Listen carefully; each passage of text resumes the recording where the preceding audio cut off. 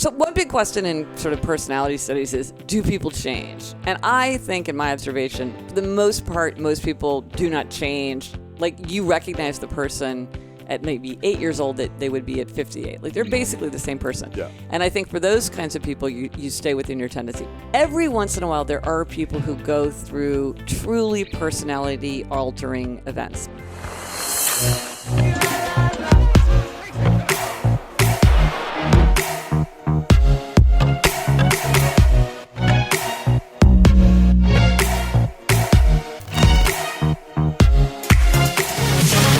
Welcome back, everyone, to the School of Greatness podcast. We have the legendary Gretchen Rubin in the house. I like being legendary. Thank you. Good to see you. Double high five. Double high five. I'm excited that you're here. The last time you were on was a couple of years ago.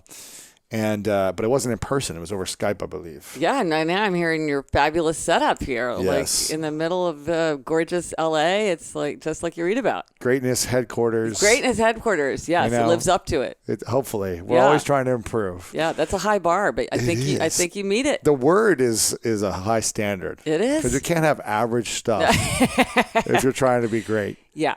Yeah, you can't have the mediocre. You can't do it. But you've impacted so many people's lives over the last many years with all your books. What is this, your sixth book now? Seventh book? This is actually like my eighth or ninth book because wow. I started writing a lot before. I had a lot of books come out before anybody sort of realized knew about it. Yes. But in here, I think it shows like 6 previous books. Is that right? These 6 books. Well, I hope they listed them all. 1, 2, 3, 4, 5, 6. So this is my...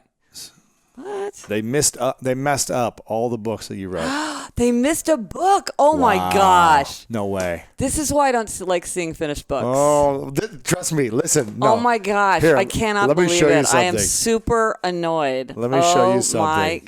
You know what? It's one of my, I love all the books that I wrote, but it's 40 Ways to Look at Winston Churchill, which is such a wonderful book that I wrote. Oh, my gosh. Gretchen's making a note right now. I just made her mad. Just, yeah. Let the record reflect that I'm writing myself an irate note. I'm going to show you this. So when I got my copy, and this is an advanced copy. I don't even like looking at the final copy because you always see something that's wrong and it's too late to fix it. Pages. It's the first thing you see. I'll show you this. So okay, good. Right when I opened, I was like, okay, this looks nice. The first page. It looks nice. The second page. Do you notice anything here that usually wouldn't be on this page? Your dedication. See, she got it right away. The dedication is on the copyright page. I've never seen that before. And I was like, how do we miss this? Because you'd think it's something so simple that would have its own page, right? But I'm going to tell you how we're going to reframe this to make ourselves happier. So there's a belief, and I don't know if it's true, but like that in certain folk cultures, like the Amish or whomever, I've heard it attributed to different cultures, that when people are making something, say they're making a quilt or they're making a piece of furniture, they deliberately introduce a mistake to show that man cannot aspire to the perfection of God. And so this is just how you show that you're acknowledging that nothing can be perfect. And so I think you have something that's not perfect. I have something that's not perfect, and we're going to embrace this. Maybe we'll make it into a little game for our readers. Like find the imperfections. Find the mistake. Okay, find the mistake in the first 5 pages. Something is missing. Something is wrong. So I brought this to your attention. You didn't know this. Well, I mean, I give you props for being detail-oriented, man, because that's like one of my favorite books that I've ever written, and it's not listed there. Wow. Oh, my gosh. I think what it was is they didn't list profane waste, which is a very odd. It's like an art essay that I did in collaboration with an artist, and so I think that got dropped, and so I was so busy putting that in that I didn't check to see if all the books were in. Because you were just like, oh, they forgot this one, so let's add it. Yeah. But despite that mistake, it's an amazing book that will change everybody's lives. So that's okay. Which one? That one and this one. This one. Yes. This one. Yes. Exactly. Yes. Why will it change everyone's lives? Self-knowledge. I mean, I really think when people know about the Four Tendencies, they really do, in my vanity, I have to believe that they really do see themselves differently and more clearly. And then they understand other people better too. And they can see how to set up situations in a way that just allows everybody to thrive. Allows them to thrive, but does it also give you like peace of mind and clarity, or what is it? What's the main thing it does for you? Well, it's peace of mind, but it's also compassion. It's like, I understand, like you're struggling with something that's easy for me. Instead of feeling disdain for you or like being puzzled or frustrated that you're not following through in a way that would make sense to me, I think, oh, Well, somebody else just needs things to be set up in a different way. So let's set up set up this situation in a way that is going to allow you to thrive. The fact that I wouldn't need this to be set up this way doesn't really matter. It's like, okay, well, you need something different from what I need. So, okay, well, let's just figure that out. Yeah. And Christine was going over these tendencies, and she is the upholder? Obliger. Okay, well, that's the biggest tendency. That's the one that most people fit into, so it makes sense. She said she's when there's challenges or rules that other people give her, she lives up to it. But if she sets her own rules, she's like, I can slide on these things. That's obliger, right? Yep. She's like, that's me. That is the definition of obliger. And then what am I, Christine? I'm a rebel. If somebody asks or tells you to do something, you're very likely to resist. Yeah, I'm likely to resist unless it's like my idea. That's right. See, right? It's my vision. Rebels can do anything they want to do. So should I go through the framework? Do it, yes. Okay. So it has to do with how people respond to expectations. Outer expectations like a work deadline or a request from a friend, or inner expectations, your own desire to keep a New Year's resolution, your own desire to write a novel in your free time. So upholders readily meet outer and inner expectations. They meet the work deadline. They keep the New Year's resolution without much fuss. Upholders. Anything that they set for themselves or anyone else asks them to do, they do. Yes. Yeah. Okay. So why do they do that? Hermione Granger is right now is probably the most famous upholder in the world. Then questioners. Questioners question all expectations. They'll do something if they think it makes sense. So they make everything an inner expectation. If it meets their standard, they will meet it no problem. If it fails their standard, they will resist. They hate anything arbitrary, inefficient, or unjustified. Whenever anybody uses the word arbitrary, it's like a big warning sign that it's a big signal that they're a questioner. Then obligers. So this is Christine, obliger. Yes. They readily meet outer expectations, but they struggle to meet inner expectations. Like I had a friend who said, when I was on a track team, I never missed track practice, so why can't I go running now? It's like, when you had a team and a coach waiting for you, you had no trouble showing up. But when you're just trying to go running on your own, you struggle. Right. And then finally, rebels. Lewis, you're a rebel. So rebels resist all expectations, outer and inner alike. They want to do what they want to do in their own way, in their own time. If you ask or tell them to do something, they're very likely to resist. Typically, they don't even want to tell themselves what to do. Like they might not say, I'm not going to sign up for a 10 a.m. spin class on Saturday because I don't know what I'm going to feel like doing on Saturday. That's so me. I don't like planning anything. Yeah, that's the thing. Spontaneity. Wait until the last minute, then I'll plan and commit. Yeah, no, a lot of spontaneity. Again, there's certain things that people say and you're like, that's a tip-off. When anybody's trying to talk about it's important to be spontaneous, I'm like, I bet you're a rebel. So someone who likes to schedule out a year in advance, who is that? Well, that could be upholders or questioners or obligers, though it's very typical of upholders. But the thing about rebels, and I think you're a great example of this, Lewis, is they can do anything they want to do. They can do anything they choose to do. You and I are both friends with Chris Guillebeau. A brilliant, great guy. He's a rebel. Because once they make up their mind, they can do anything, but the fact that you're telling them to do something is not going to make them do it and might make them be like, you know what, you're not the boss of me. I'm not going to do that right now. Right. Or I'm not going to do it at all. Right. Because it's almost reverse psychology. You tell me I can't do something, then I'm going to rebel against you and say, you know what, I'm going to show you. So in that, people can use that. So, for instance, let's say you have a rebel in your life and you want to encourage that person to quit smoking. You wouldn't say you have to quit. You wouldn't say you should quit. You shouldn't say the doctor says you have to quit. You shouldn't say you promised me you'd quit. I bet you can't quit, though. Yeah. Guy like you've been smoking 10 years. You're addicted, man. There's no way you can quit. There's no way you can quit. Big Tobacco's got you right where they want you. You're pouring money into their pockets. Yep. Why even bother? Don't even try. You can't. Don't even try. Keep smoking for the rest of your life. Yeah, keep smoking. Yeah. Yeah, Big Tobacco. You're the guy they're depending on. Yeah. You're stuck. You can't quit. Yeah. And then often they'll do something in their own way too, like doing a typical cessation program. They're like, no, I'm going to just go hardcore and quit overnight, or I'll have my own system for doing it. So that's that. Come up with a process for them that works. They want to do it their way. Yeah, that's totally. So sometimes you could say, well, sometimes this works for some people, or some people like this, and this. I've seen people have success with this, and maybe you want to think about this when you're thinking about what would work for you. But then it's just whatever you think, whatever works for you. And I've seen you do amazing things in your time. If you make up your mind that you want to quit, I don't know, maybe you could quit because I've seen you do some pretty powerful stuff when that's what you want. So when you make up your mind, that kind of thing. Are we born with these tendencies, or yes. we are? I think they're inborn. I think they're part of our personality. Or is it triggers of things that happen in our childhood that make us start resisting and reacting, and then we become rebellious or whatever? No. I really think that these are inborn. You're not one at 20 and one at 40. You're not one at work and one at home. They're really hardwired into your personality. You never change. Can you never change from being a questioner to upholder? Or? Well, okay. So one big question in sort of personality studies is, do people change? And I think, in my observation, for the most part, most people do not change. Like, you recognize the person at maybe 8 years old that they would be at 58. Like, they're basically the same person. Yeah. And I think for those kinds of people, you stay within your tendency. With time and experience and wisdom, you might be able to use your tendency to your advantage. Or maybe if you're in a culture, like if you're in a North Korea, being a questioner, you're going to tamp that down. If you're in Silicon Valley, you might get rewarded for it. Every once in a while, there are people who go through truly personality-altering events. Maybe it's a severe trauma. It's a brush with death. It's a serious bout of addiction. It's, you go on a medication that really fundamentally changes the way your personality comes out. Or something so extraordinary happens to you, like, oh my gosh, you were pretty much a normal person, and now you're Diana, Princess of Wales. Right. And that is such an extraordinarily distorting thing to happen to somebody that I think then people's tendencies can kind of slip out of place. But I think for the basic person who's more or less the same person that they were, you're stuck. You're not stuck. You're born with a tendency, and you can, yes. Can people choose to change if they want to? If they say, you know what, I don't like being a rebel, I want to be an upholder. So this gets to another big question, which is, can you really change your inborn nature? And the fact is, if you even can, which debatable if you can, it's very, very hard and takes a long time and is an enormous struggle. Right. But it's super easy to change your circumstances. So what I say about the Four Tendencies is, if there's something you don't like about your tendency, just fix it from the outside. Like, figure out the hack in your circumstances to get you wherever you want to go. So if you're an obliger obligers, if they want to meet inner expectations, if they want to meet their own expectations for themselves, what they need is outer accountability.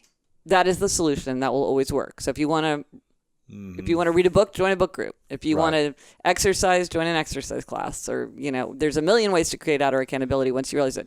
And sometimes obligers will say to me, well, I don't want to have to rely on outer expectations. I want to be able to just have my own inner expectations. I don't want outer accountability. Then you won't get anything done. Yeah, I'm just like, well, there's a quick, easy way to do this and to get done what you want to get done, or you could spend a lot of time trying to deeply change yourself, which I think seems incredibly frustrating and probably not even possible. Mm-hmm. So why not do the quick, easy thing? And that's one of the things I like about the Four Tendencies framework, is that it really does suggest fairly simple solutions to common problems. Once you realize what the issue is, it's like, oh, okay, I see how people like me solve problems like this. Yeah. It's not so hard. Yeah. What advice do you give for people who don't understand the tendencies? Like, let's say I understand these, but you don't. Right, yeah. How am I supposed to connect with you so that you understand my tendency and what I'm going to need to be able to effectively be a better leader with me, or communicate with me, or understand who I am? Well, see, I think the thing not just clashing. Right. Well, I think one of the things that happens with the Four Tendencies is a lot of times people don't understand what actually they need. So, like, let's say you're a questioner and you're having a lot of conflict with your boss. What you might not understand is happening is, you're like, okay, I am as a questioner need to have robust justification for everything if I'm going to get with the program. And so I'm asking you question after question after question because I don't understand a decision that you made. Okay, and I, as your boss, am perceiving you as being obstructionist, insubordinate. Why are you questioning my judgment? I'm feeling thin-skinned and defensive because I feel like here's somebody who's really refusing to accept my authority. So we have a conflict. Mm-hmm. Whereas if I'm the questioner, I could be like, okay, I see that this is something that comes up sometimes with questioners. We questioners sometimes drain and overwhelm people with our questions. Right. I need to think of a way to be more constructive in the way that I'm approaching my boss, because I can see that this is causing a problem. Or I, as a boss, could say, this guy's a pain in my neck, but he's probably like this all the time with everybody he ever runs into. He has all these questions. There might be other people here who have questions. So why don't I say like, hey, team, if you feel like you understand why we picked this software program, you do not need to come to the meeting. If you don't want to know more, that's fine. Right. But if you feel like you would really like for us to take some time, an afternoon this week, and I'm going to really sit down and take you through the logic and the reasons that corporate used in order to pick the software.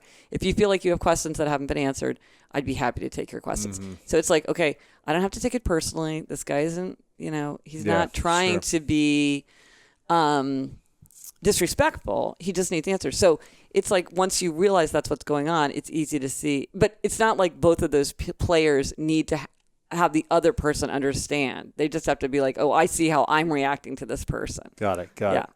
How did you do the research for this to figure these out? Well, I'm like a street scientist, so I'm always just like looking around. It's anecdata. I'm like looking to try to understand what I see around me. And I had this giant lightning bolt when very normal, ordinary moment of my life where I was having lunch with a friend, and she said something that is it's like something that a lot of people have said, similar things. When she said, I don't understand. When I was on the high school track team, I never missed track practice, so why can't I go running now? And that was the thing that really got me noticing patterns. And then I started noticing that, like some people, if you say, well, how do you feel about New Year's resolutions? Some people would say, oh, well, I would keep a resolution whenever it made sense for me, but I wouldn't do it on January 1st because January 1st is an arbitrary date. So would that be a rebel then? Or that'd be a questionnaire. Because arbitrary is the gotcha. key. Yeah, it's like I would do it whenever it makes sense because that's like what's more efficient. But I'm not going to wait. Like I'm not going to do it when everyone else does it. I'm going to do it when I want to do it. See, that's true. But also, rebels often will say things like, "I don't want to I would never bind myself to a New Year's resolution. If I want to do something, I'll do it. If I don't want to do it, I'm not going to do it. I'm not going to tell myself I'm going to do it." True. And in fact, rebels will often say that if they do try to make a resolution, then they rebel against it. So if they're like, oh, I'm giving up bread, then they run out the next day and buy a giant loaf of sourdough bread. Or it's like, oh, I'm going to make a to-do list and do everything on my to-do list. It's like, no, I'm not going to do anything on my to-do list. Yeah. But so I started noticing these patterns, and it took me a long time to sort of figure out how all the pieces fit together. And it was really when I understood that the core idea is this idea of expectation, which is such a boring word. I was like searching for a synonym that sounded like juicier. Yeah. But it really does come down to this outer and inner expectations. And once you see that, then all these patterns that seem very disconnected all of a sudden make sense. Expectations is just like the killer of community. It's like the killer of relationships. When people have an expectation that's not understanding the other person's expectation and it's not met, or it is met, I feel like so much conflict happens when people aren't aware of expectations or they're not clearly defined. Yes, absolutely. Yes. It's challenging. It is challenging. No, I think. But when we can understand the tendencies, we're going to understand someone's expectations a little more, I feel like, right? Yes. Well, and it's also, I think it highlights exactly your point, which is that it's very important to think about the role they're playing. Don't have them be implicit or assumed or not discussed. It's like if you have something that you want to have happen, you need to spell that out. Mm-hmm. It's like, well, if I load the dishwasher, I expect you to unload it. And then we can have a conversation about it. Right. But it's like, don't just expect that somebody's going to volunteer and understand that this is how all right-minded people behave. Mm-hmm. They might not. What makes you so curious about these things?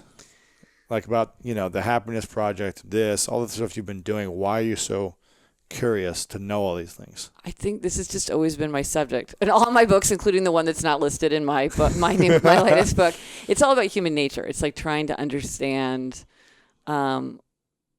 why are people what are we like? Why do we do what we do? How can people change? Like, why can people change sometimes but not other times?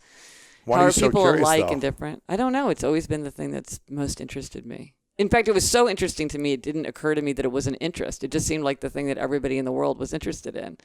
It didn't seem like a specialty in a way. It took me a while to realize, like, oh, this is a subject. Yeah. Were you always curious as a kid, too?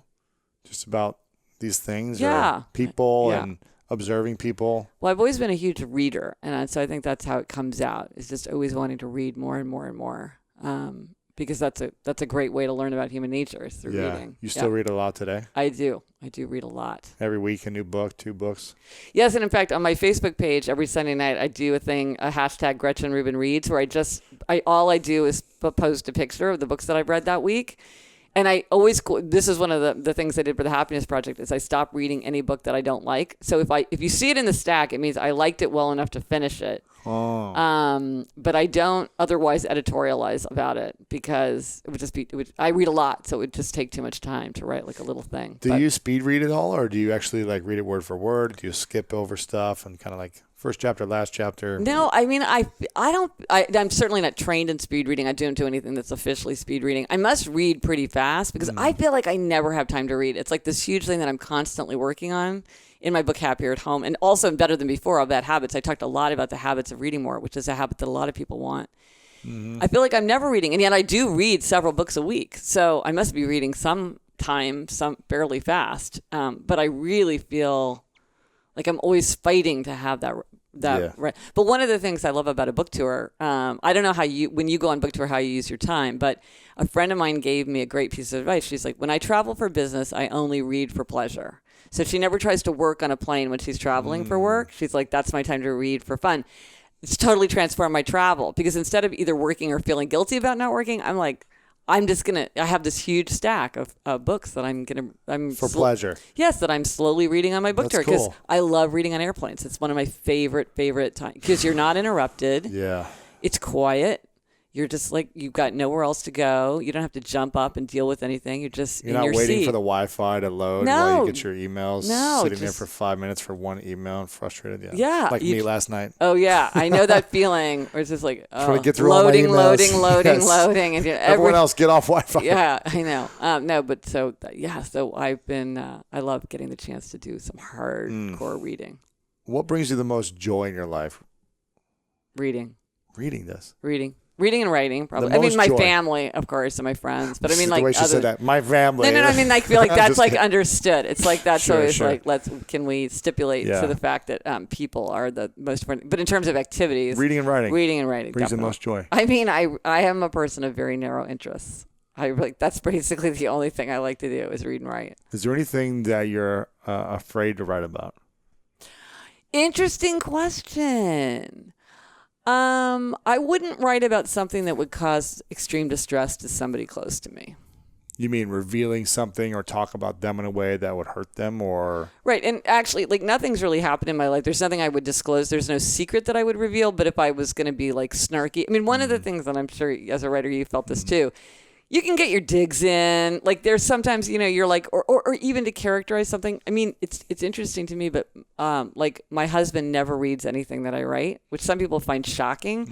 I totally get it, because it's like going inside someone's head in a way. It feels like, in a way, you've crossed a barrier that's usually there. And I think for my husband, that just gives him the heebie-jeebies. So I wouldn't want to write something that would be really, just for whatever reason, some observation or something that would just be hurtful to somebody. Yeah. I write about happiness. I don't want to create tremendous unhappiness to the people I love by saying something. But AJ Jacobs told me a good trick. This is good for any aspiring writers out there. I just got a new book in the mail today, actually. Yeah. I love AJ Jacobs. He's the funniest guy. And so he writes a lot of like not so much now, but at one point he was writing a lot of celebrity profiles. And he also writes a lot about his own family. He's written unflattering things about members of his own family. And I was like, well, how did that go over? And he said, well, I've learned this, that whenever you write about somebody, you write about in some way that they're very attractive, they will forgive you anything. So it's like, he said all these kind of mean things about one member of his family, but he was like, described him as lean or something like that. And he was like, oh, all is forgiven. All is forgiven. Yeah. So, but I don't want to get into that kind of thing. Okay. What about any other fears that you have right now that you're facing? Since you're so focused on happiness a lot and talking about these things, is there anything that you're afraid of tackling? Any topics you're afraid of tackling?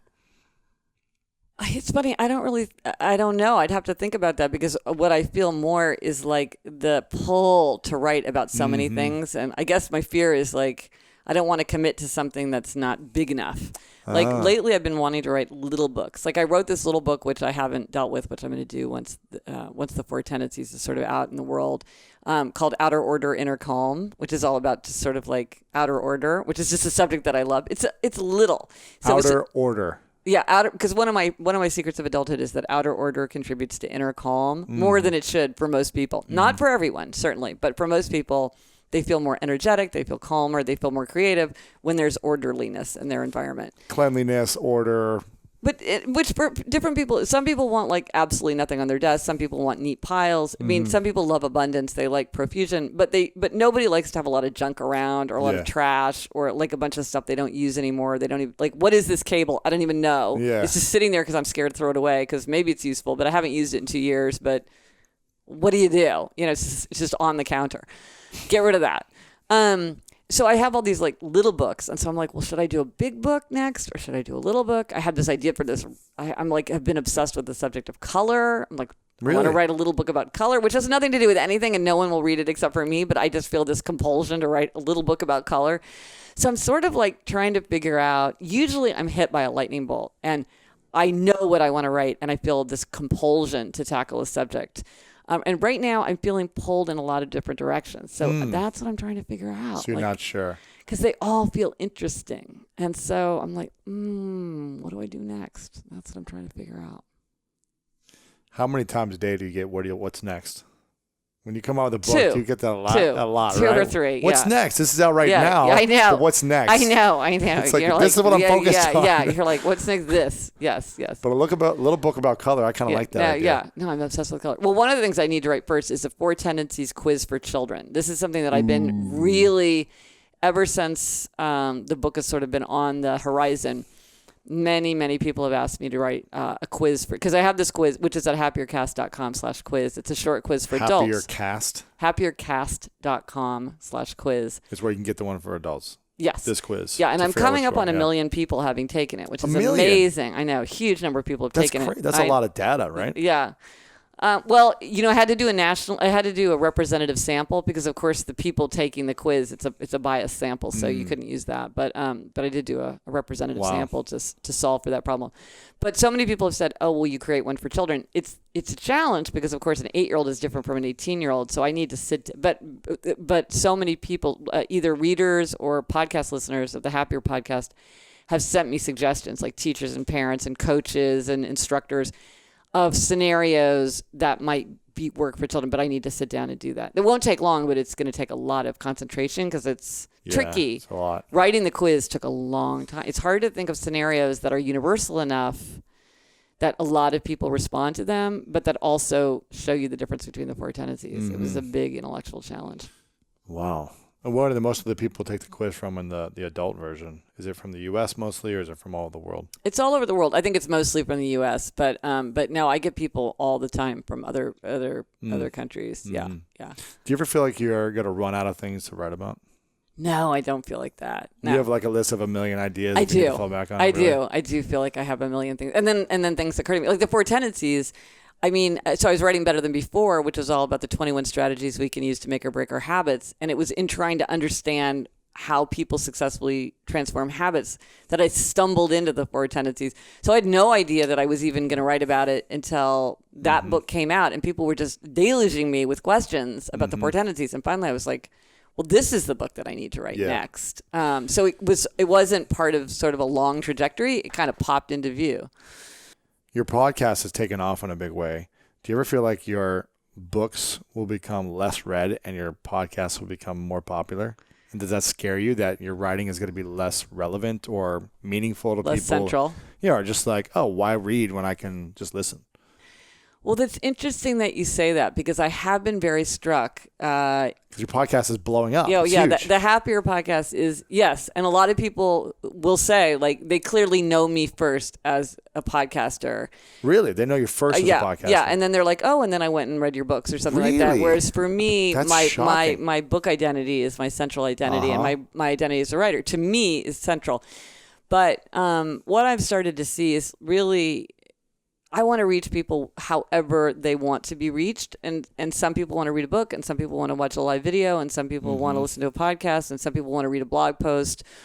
And a lot of times, at one time in your life, something makes sense. And then at another time, you realize something else makes sense, or you have a certain, like, let's say you're walking your dog. Well, walking your dog is a great time to listen to a podcast. It's not a great time to read a book or watch a video. Right.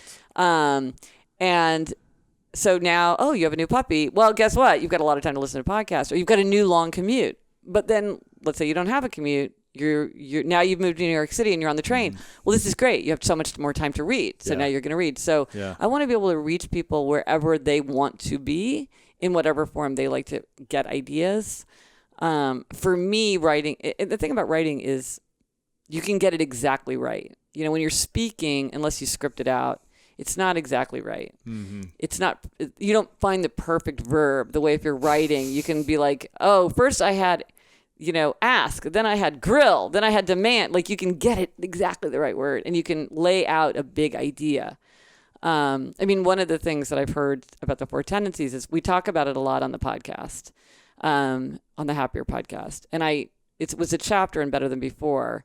And now people are saying to me, I thought I knew all about it because I've heard you talk about it. I read Better Than Before. But now it's laid out in so much more nuance and complexity because a book, you can really get into those subtleties that it's very hard to do in other forms. There's all media have their strengths, and for a book, a big idea to really communicate at many levels, you need to do that through writing. Now,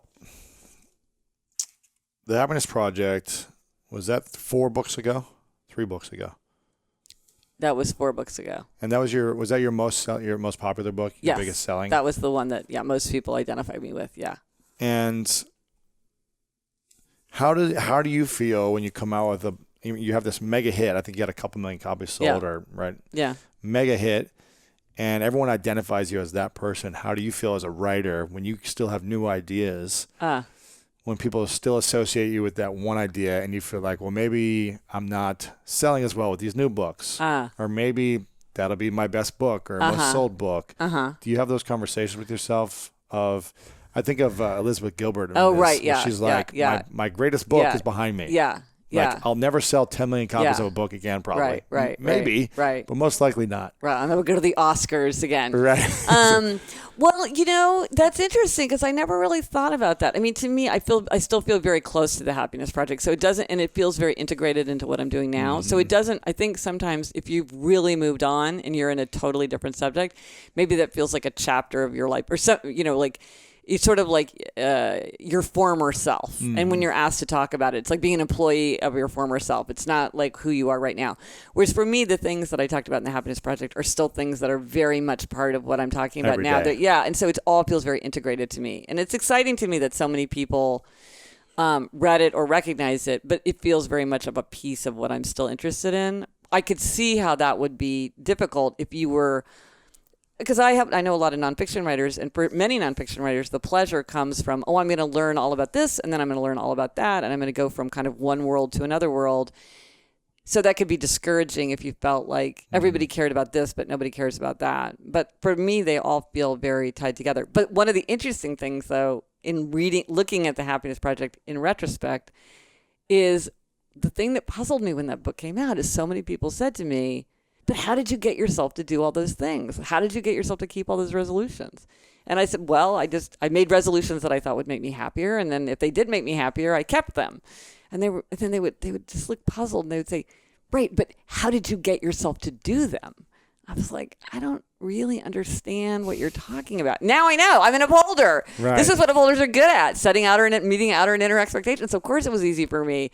So now I understand like what all those people were saying. So I feel like I should write an epilogue. Like, by the way, if you're thinking, oh my gosh, how the heck do I get myself to put down my devices? She makes it sound so easy. I'm like, okay, now I have an answer for you. That's your next podcast. Yeah. There you go. Right. That your podcast. Talk about it. Yeah. What would you say has been the biggest transformation for you from your first book to this book? Well, adding the podcast was a huge new aspect of my identity. Because now some people are finding you just from the podcast, and they never read a book of yours, right? Yeah. So that's interesting. That's probably the biggest transformation. Yeah, is this whole new... Because I was a blogger, and I did the whole, South by Southwest, and the world of podcasting really reminds me of the world of blogging at a certain point. But blogging is much closer to writing, whereas I feel like podcasting is a whole different... It's much more performative. So that's been a big transformation. And I do it with my sister, so this is a collaboration, whereas as a writer, I always work by myself. So that's been really exciting to have like a partner and to do something with her, which has been tremendously gratifying. And it's also just like a different way of working. That's really nice. What's the biggest lesson you've learned about yourself since launching the podcast? That I say like too much. Yeah. When you hear yourself back. Yeah. I know. Gosh, I know. Yes. You say I know too much also. I know. There you go. Yeah. Yes. Everybody's got their tick. I know. I'm sure Christine edits out everything of all my ticks all the time, bro. Yeah. Or maybe she doesn't. I don't listen to any of my episodes. So, that's interesting. I can't listen to them. I listen to him because I do the show notes. Well, Christine does it all. Okay, so she does thankfully, it. So, yeah. Okay, so you don't have to listen. She edits it. She listens. I record, and then I pass it to her, and then I promote it. I share it out. I think maybe I listened to like a couple of them, like with Tony Robbins or something, the first time I had him on or something, where I was like, ooh, I want to hear this. Like, and see how it sounded, because I was so nervous or in the moment. Have you ever gone back to listen to like your first or your second episode just to hear? I'm terrified. I love listening to them. I'm terrified. One of them was on my iPhone. Yeah. And it's just like loud noises all around. And keeping it real. I don't think I have I? No. She's like, that would be a good. You should do that for like a big anniversary, like for your 600th episode. Yeah, I should. Play the first one. I'll probably just cringe. So I can't believe I did this. I do high intensity weight training, and one day my trainer was like, "I'm going to set you at the weights that you trained at when you first came to this gym." And I was just like, they were whipping. I mean, I had gotten, and it was exciting to realize how much stronger that I had gotten. Great. So I think sometimes it's good to go back and look where you started. The progress. Because you forget, with like when you're making gradual change, sometimes it's easy to forget to say, wow, look, I really have learned, or I really have improved, or I really have created, move forward. What's the biggest skill you would say that you've acquired since doing the podcast, or like not being aware that you say like a lot, but something that you've like a big lesson? Well, one of the lessons that I've learned is that it's very hard to predict what's going to resonate most with people. And it's always, because sometimes my sister and I will be like, oh, we think this is something that we're going to get a big response to. And then it's, wah, wah. Yeah. And sometimes we're right. And then sometimes it's just like people. So just to take the most mundane example. So my sister, in the podcast, we always we take turns giving ourselves a demerit, which is some mistake that we've made that has dragged down our happiness. So it's like, learn a lesson, you made a mistake, do better next time. So one of the things Elizabeth gave herself a demerit was she had 40 children to a 6-year-old's birthday party, and she didn't write everybody a thank you note. And I was like, I contest that demerit because I don't think you should have to do that. I would not expect myself to do that. They gave you the presents in person. He thanked them in person. It's just totally unrealistic to do this. I mean, write 40 handwritten thank you notes. I'm like, that's a lot of work. No, as an upholder, I'm like, I just simply would not expect myself to do that. And so. And this was just like a drive-by conversation that we had, It wasn't meant to be like, ooh, this is the centerpiece of this conversation. And we were flooded. It turns out that people have so many nuanced views about thank you notes, written thank you notes. Gifts yes. I mean, it was just this giant thing. And you realize, I was like, I'm walking through the world having no idea about how people think about things. And here's how this happens too, like with being an upholder. So one of the things about upholders is they're very good at saying like, sorry, I can't do that. It's like, I'm sorry, I can't do that because I got to go for my run, or I'm sorry, I can't stay out late. I got to go to bed on time. And that can make them seem cold. Mm-hmm. But what it means is that they're very good at sort of saying to people, you're pushing too hard, or I can't meet that expectation. And what I didn't realize is, and I knew intellectually that for obligers particularly, it's difficult to do that.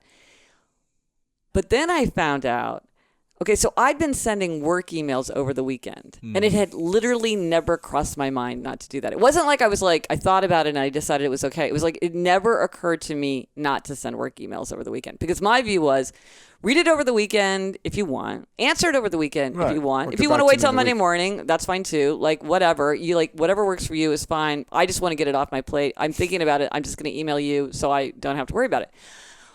So I discover, because this comes up kind of sideways in a conversation on the podcast with Elizabeth, and then we're flooded with emails with people being like, oh my gosh, I can't believe it. My boss is always sending me emails, or my coworkers are sending me these emails. It drives me crazy. I'm so resentful. It's like, I didn't know I wasn't supposed to do that. And so many kind listeners told me how to use delay delivery in Outlook, which I now know how to do. And so now I delay delivery until really? Like floods of emails go out at 6 a.m. on Monday morning.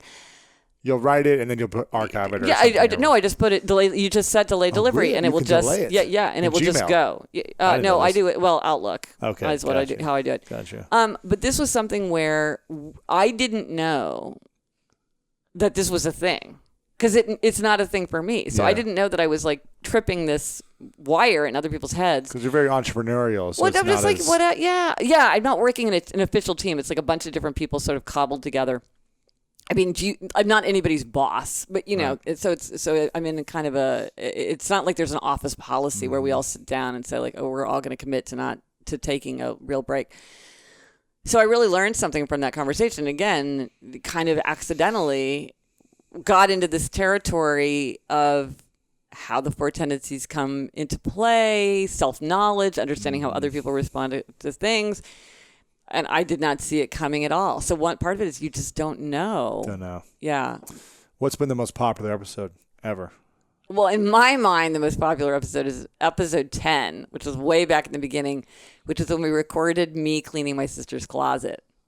In Encino, California, it was just like me cleaning out her closet. I laugh every time. If I'm feeling blue, I go listen to that one because it was so funny.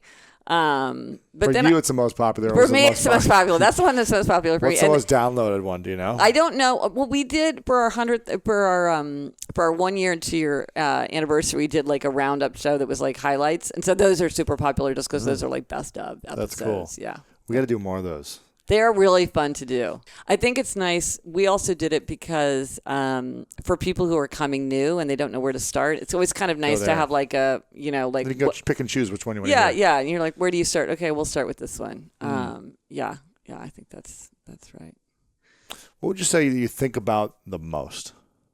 What do I think about the most? Isn't that an interesting question? Oh my gosh, that's so thought-provoking. I think about... I think about people. I'm like, why are you, like I'll read a memoir and I'll be, like that's why did he do this or why did this happen or, I don't know. I'm always sort of looking up for these patterns. It's funny. I take a lot of notes. I take a gigantic amount of notes. And do you use a notepad or do you use an iPad? No. I type it into my desktop. Computer notes. My handwriting is so bad. I cannot. Me too. I look like a 6-year-old child. I know. I can't. And then you can't read it. I'm like, well, that's no good. And sometimes, often, I will take notes on something that I don't understand why I think it's important. Like I'll be like, I don't know why. That just seems notable, literally notable. So I take a note about it, and then sometimes months, weeks, years later, it will become clear to me why something is meaningful. Like, for example, with the Four Tendencies, there was this Steven Spender, who's a poet, wrote an autobiography, and as just kind of in passing, he was like, and as happens with many soldiers, all his inner discipline had been destroyed by the discipline of the army, or something like that, something to that effect. And I remember writing that down and being like, I wonder what's up with that. Like, is that true? Does the army destroy inner discipline by putting in outer discipline? Like, if it's true about the army, is it true about other institutions? Do I think this is right? Is Steven Spender right or wrong? Like, I just kind of pondered it for years. And I'm like, why do I even care? And then, of course, it fits perfectly into the Four Tendencies because it's like, it's about meeting expectations and how expectations are met or not met. So I was like, years later, it was like, mystery solved. But somehow I'd picked up on that there was something striking there. Mm-hmm. Yeah. So I spent a lot of time looking for stuff like that. Like, yeah, I'm always on the lookout. Interesting stuff. Yeah. Notable things. Yeah. Like I just read Phil Knight's memoir about Shoe Dog. I want to read that. It's good. I read it on an airplane. On a business trip. but as pleasure. And it's really good. Several people had said like, you should just read it. It's such a good memoir. And it's really interesting because you're like, interesting guy, interesting choices. What are 3 books you think everyone should read besides your own? I think everybody should read Viktor Frankl's Man's Search for Meaning. It's a towering classic of world literature, but it's also like an incredibly compelling page turner. It's beautiful. It's thought-provoking. It's haunting. See, a lot of my favorite books are books that I can't in good conscience suggest that other people read because they're not to every, like, I love Samuel Johnson, but he's an 18th century essayist, and that's just not, or like Benjamin Franklin's autobiography. I love it. Love it, love it, love it. Is everybody ready to read a book by a founding father? It's not that accessible to all readers. So those are some books that I would recommend. But it's hard to, I don't know. I love so many books. It's just like my mind, I'm just staggering under the weight of everything. How many do you think you've read? Oh, a lot. I read a lot. Thousands? Yes, for sure. Wow. Yeah. It's like all I like to do. I don't I'm not well-rounded. So if that's basically all you do. What's something about you that almost no one knows about you, except for maybe your family? Well, I drink a ton of caffeine, coffee, tea, Diet Coke, but anybody who's near me knows that. Mm-hmm. So what's like some secret thing? I don't know. Gosh, I have to think about these things. I failed the national math exam in high school. Whoa. Yes. I was an A student in math because I just learned, and I failed because the way the national math exam works, it's like, and I think the SAT used to work like this. I don't think it does anymore. You got a base score of 200, and if you got something wrong, you got more points deducted than if you left it blank. Mm-hmm. So if you walked in, put in your name and walked out, you would have 200 points. I had less than 200 points because I'd gotten so many wrong. So I go in to talk to my math teacher. I think I was a junior or senior. And I was like, how do you explain this? Because I am an A student in math and I could not do this. And he goes, well, Gretchen, you don't really understand math. You're just memorizing how to do it. And I was literally like, I didn't know that there was any other thing to do. I thought that everybody just memorized how to do math. I didn't it was so far out of my conception that you could understand math. And that's what this test was meant to do. You had to kind of improvise. You had to solve problems. You had to apply math knowledge, which I was completely unable to do. So, but fortunately for me, I do not need to do high school math in my current everyday life. I'd be screwed. Yes, I know. Yeah. Elementary school math, I'd be screwed. I know. Yeah, I'm like the calculator in the phone is like a major boon to mankind. As far as I remember I was sick. I think I had like the measles or something. I had some weird disease when I was like a kid. Is measles even a thing anymore? Yeah, People chicken have that? Pox. I don't think so, but you could have had chicken pox. Oh, I really? Had measles, yes. Really? That's very retro. Yeah, it was like I was 7 or something, and I remember I missed like fractions that week. Uh-oh. And they come up a lot. Fractions, right? Yeah. I missed the whole like week or 2 weeks of this, and I go back to school, and they're going over fractions, and it's just like I couldn't figure it out. Yeah. I couldn't. Yeah.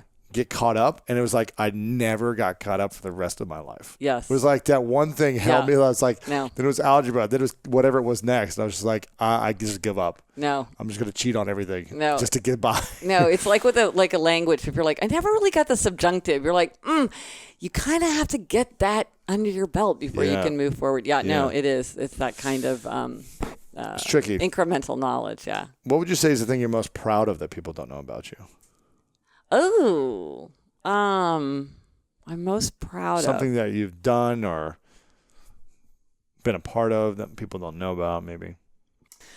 Well, I was editor-in-chief of the Yale Law Journal in law school, which is like a previous identity that I had, and that I was Which school? Yale Law School. Yale Law School. Yeah, that's a pretty big deal. Yeah, and that was I was very proud of that. I have to say that was, and that's something that's just like now is not really relevant to my life, so people don't know it. Yale Law.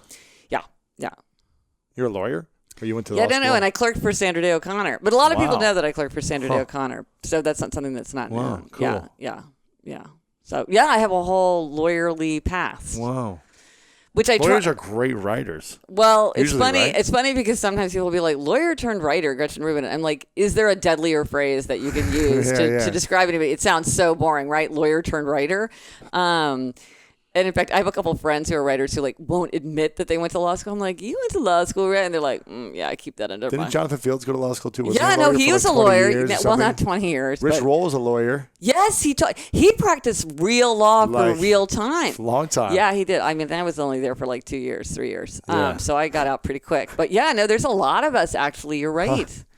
There's a lot of us, because I think a lot of people, and I think this absolutely describes me, is a lot of people go to law school not because they want to be lawyers, but because they're like, well, I'm good at research and writing, and it's a great education, and it keeps my options open, and I can always change my mind later. Mm-hmm. And so it's a lot of kind of writerly people who go to it. But cool. Then the fact is, I know a lot of people who love being lawyers, but there are people who want to be lawyers. Really? Yeah. It's like if you want to be a lawyer, then you're happy being a lawyer. But if you didn't want to be a lawyer in the first place, it's like, well, that may not work out. Yeah.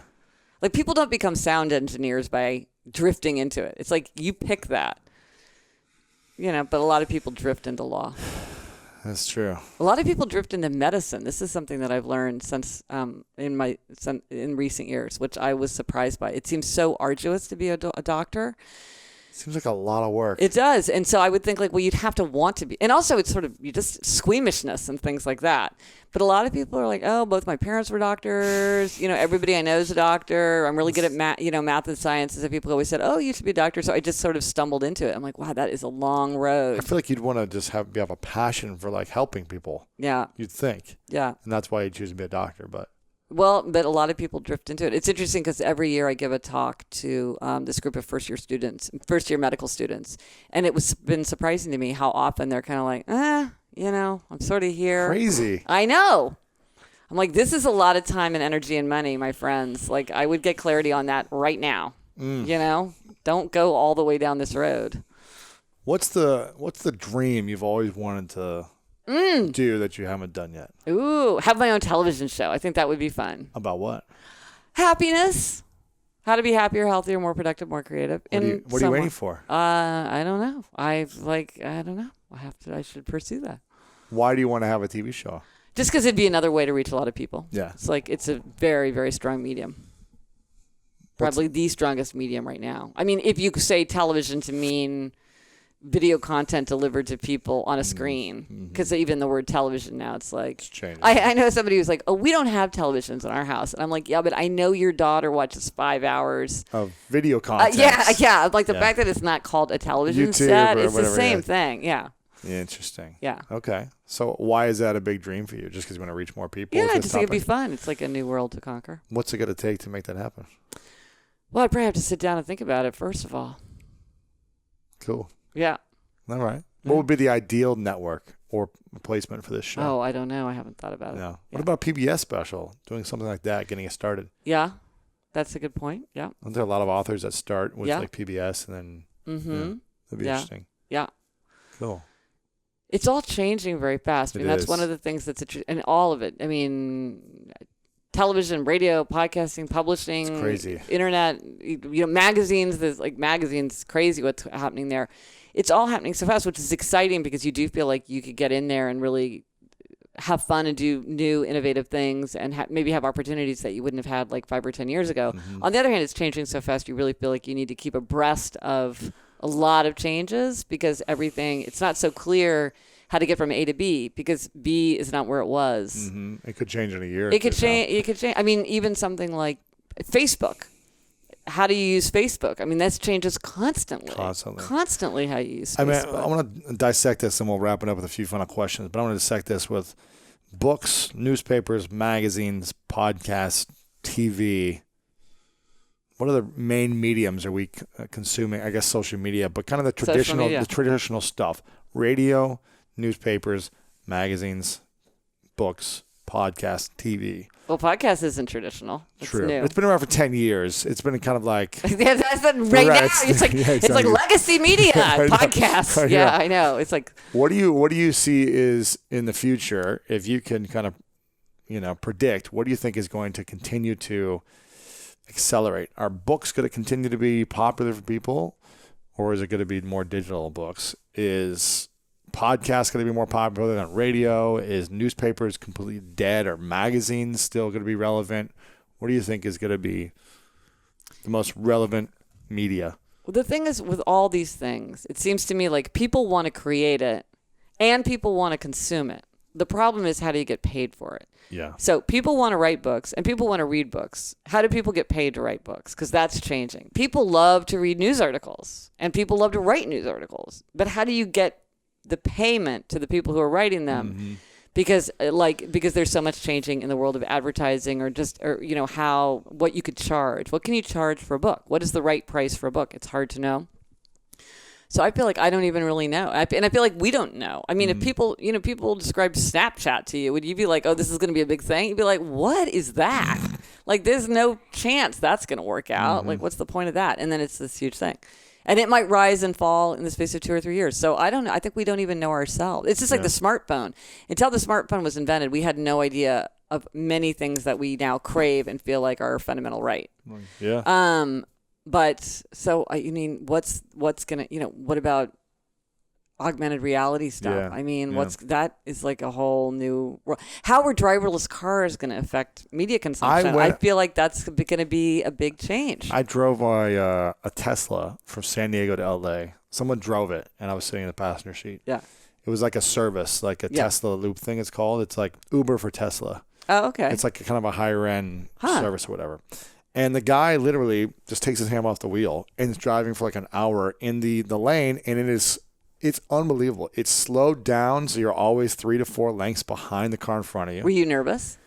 I was like, this is crazy, because there were some turns, and he's like, no, it picks it up. It like all those sensors pick up the lane you're in and everything. And I was just like, he was just on his phone, just like chilling. You're kidding. Swear to you, like no feet, no hands, just kind of like, yeah, you can just be on your phone. You can do this. Like the car's got it handled. I was like, so he didn't even really need to be there, or he had to get you like on there and off there. Yeah, it's like turning lanes or something. It's like you turn the lanes yourself. You do some other things, but essentially you could just put cruise control and push a button, and then you say, yeah, I want to be like 7 lengths behind, car lengths behind, and it like goes back to 7 or whatever.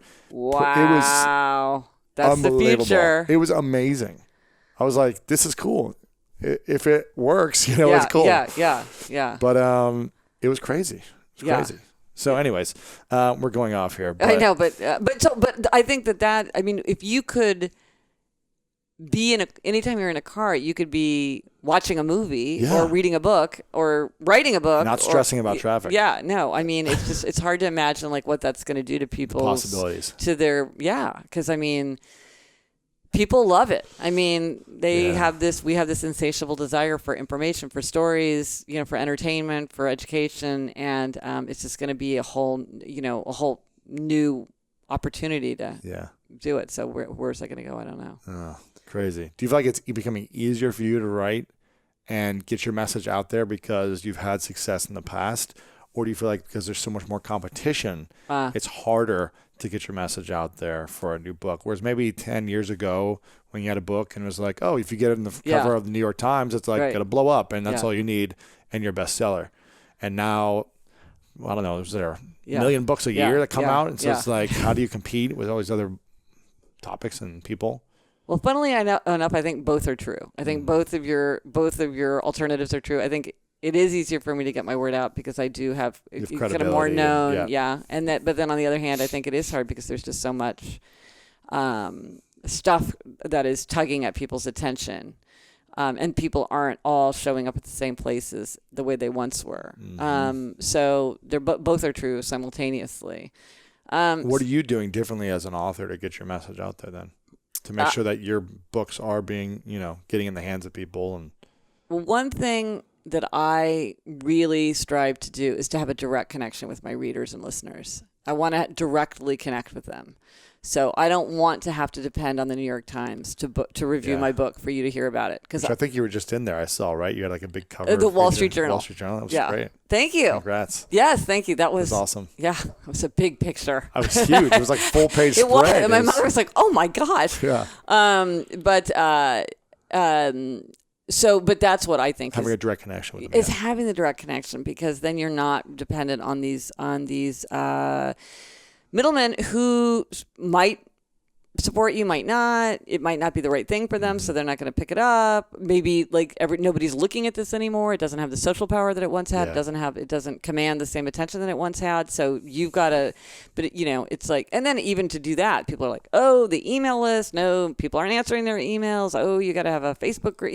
All these, that itself is evolving all the time. How do you maintain a direct connection with changing. People?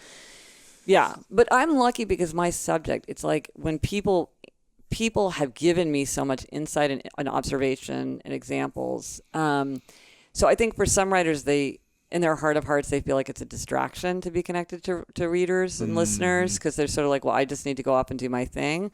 But for me, it's so illuminating. Like the feedback. Yeah. Right? I mean, it's just like with the Four Tendencies, it's crammed with examples of people. And I could never have invented those examples because I just don't have the range of experience. Like there's one, it was a woman talking about being a missionary, LDS missionary. I don't know what that was like. And here she has, or somebody like a doctor talking about like examining different kinds of patients. I don't know what that's like. And so it kind of jumpstarts my understanding of ideas because people are constantly, or like I remember with Better Than Before, I talked about how some people are abstainers and some people are moderators when it comes to strong temptation. That for some people, it's easier to have none than to have a little bit. So when I first introduced this idea, which I got from Samuel Johnson, by the way, speaking of Samuel Johnson, I thought I was in the very, very small minority. I never heard anybody talking about this, except in the context of addiction, true addiction, alcohol addiction, cigarette addiction. There, people are like, yeah, you have to give it up altogether. But with everything else, people are like, indulge a little bit. Moderation is pleasant to the wise. It's not healthy to be too rigid. All this stuff. And I was like, you know what? I can't hack it. It's too hard for me to have moderation. And then I was overwhelmed with people being like, oh my gosh, I'm exactly like you. I didn't know that I thought it was just me. I thought something was wrong with me.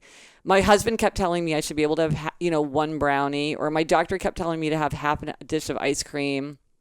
Or, my best friend can have half a glass of wine. Why can't I? And I'm like, this is the way some people are. I'm like this. And it was so reassuring for me to realize, there's a ton of people like this. Yeah. Maybe half the world is like this. I don't know. I can't never really tell the numbers. But I wouldn't have understood that truth if I hadn't heard from people responding to it and saying, yes, this is how I experience this, or not. And so I feel really lucky that for me, it really feeds my work. Sure. It's not a distraction. Yeah, that's great. Okay, final 4 questions for you. Okay. Is this a lightning round? Maybe. No. Yes, okay. Maybe. The first one is, what's the question you wish everyone asked you but they never do? Ooh, see, you're asking all these thought-provoking questions that I feel like I should have thought about for a month. What question do I wish more people would ask you? Where can listeners learn more about your stuff? I like it when people ask that question. GretchenRubin.com. What question do I wish people would ask me? I wish they would ask... a meaningful question. No, I get it. Yeah. A meaningful question. I don't know. I get good questions. Mm-hmm. Then what's your favorite question that you get?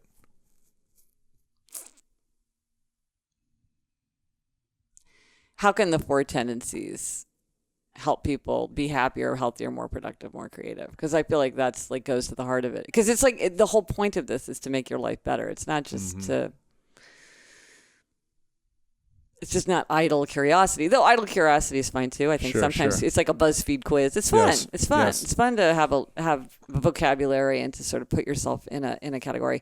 But do you feel like we answered that question? Yeah, I think we did. Okay, good. Just making sure. No, you got there right away. Good. That's why I hesitated to bring it up. Cool. All right. Well, this is called the 3 Truths. I can't remember if I asked you the last time, but we'll ask it again. If this was the last day for you on Earth, many years from now, you've written every book you want to do. You did that big TV show that you always dreamed about. Yeah, anything else you imagined, it came true. Okay. Everything. And yet it was all erased from history. All your books are gone. No one has access to any information you've ever put out there. Podcast, vanish. But you had a piece of paper and a pen to write down the 3 lessons or the 3 truths that you knew to be true about all your experiences in life. And this is the only thing that would be remembered by you, these 3 truths. Okay. What are they? What would you write down? Okay, the first would be Gretchen. That's my first personal commandment, to be Gretchen. Everybody has to fill in their own name, but I think that is at the core of a happy, healthy, productive life. Know yourself, be yourself. One is the days are long, but the years are short, which is like, remember that everything passes. Enjoy it while it lasts. And the third thing is, one of the best ways to make yourself happy is to make other people happy. One of the best ways to make other people happy is to be happy yourself. Ta-da! 3 truths. Those. Okay, those good. Those are good. Well, before I ask the final question, I want to acknowledge you for a moment for helping so many people heal themselves. Because I feel like people suffer when they don't feel happy. Yeah. They're suffering, they're going through pain, and when they don't know how to get out of it, they don't know how to find happiness within. Yeah. They continue the suffering in other people and they create suffering around them. Yes. So you've impacted so many people through giving them simple tools to make them heal and find happiness and joy, and it's spreading throughout the world. So I acknowledge you for helping so many people feel happier. happier. So appreciate that. I want to make sure everyone gets your book, The Four Tendencies. Make sure to pick it up. You can pick it up anywhere right now. GretchenRubin.com has more information. Amazon, Barnes & Noble, all that good stuff. We'll have it in the show notes as well. And the final question is, what's your definition of greatness? I think it's living up to your aims for yourself. And some people have very ambitious aims, and some people have less ambitious aims. But if you live up to your aims for yourself, that's greatness. Double high five. Double high five. All right. Thank you so much. Thank you. Appreciate it.